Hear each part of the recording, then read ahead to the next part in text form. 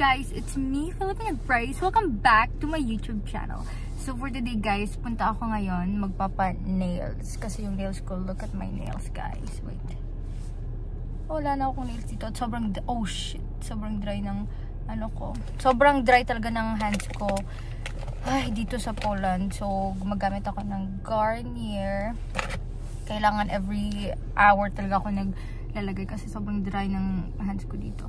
At saka it's snowing today guys. Look. Ay, sobrang dirty ng ano namin mirror. Wait. Look. Hindi nyo siguro makita ng maayos. Wait. Dito siguro.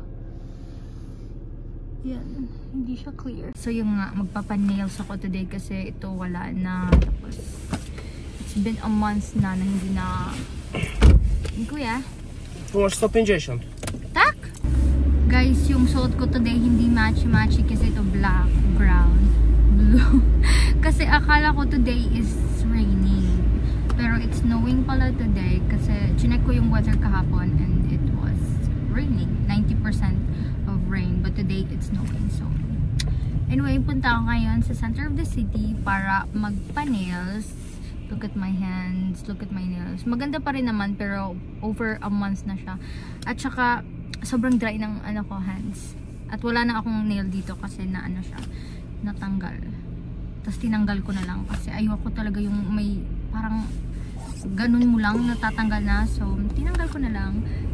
So itong salon na pupuntahan ko is ano siya, bago. Not bago pero bago siya para sa akin. So first time kong pumunta doon.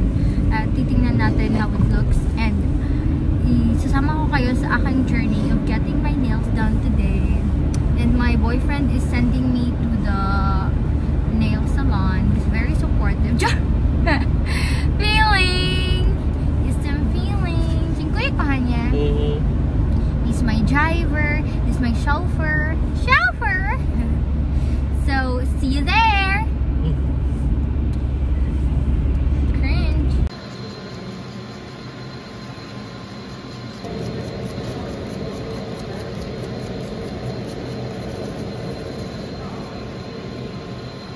Guys, nakauwi na ako and ito na yung nails ko. Ano siya, pang Valentine nails. Ito, heart, ganun.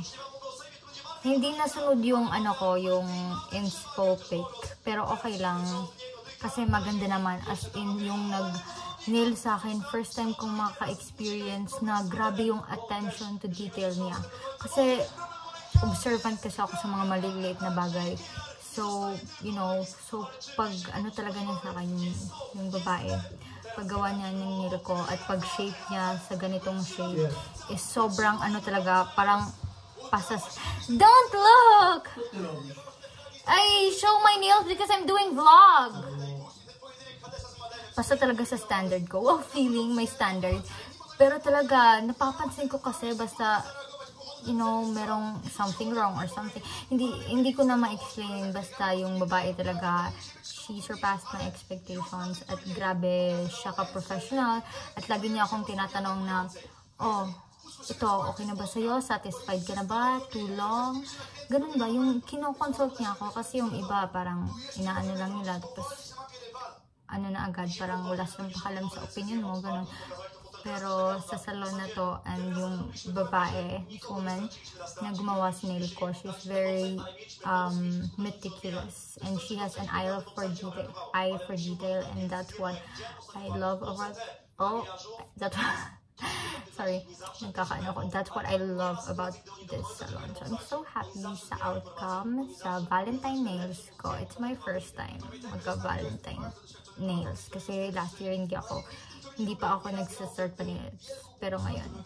Pero yung ano ko guys, yung hand ko is sobrang kulubot at sobrang dry.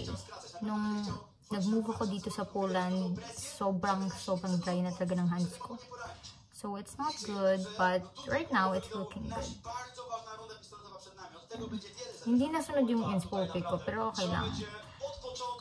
Kasi yung ano ko, nails ko maliit lang space. So, parang hindi malaki yung space para design. So, yeah, but it's okay. I'm so happy and I'm contented. And yeah, I really recommend the salon. So yeah, that's it for today. Thank you for coming with me as I got my nails done. Thank you for coming with me. So yeah, see you in my next video. Bye!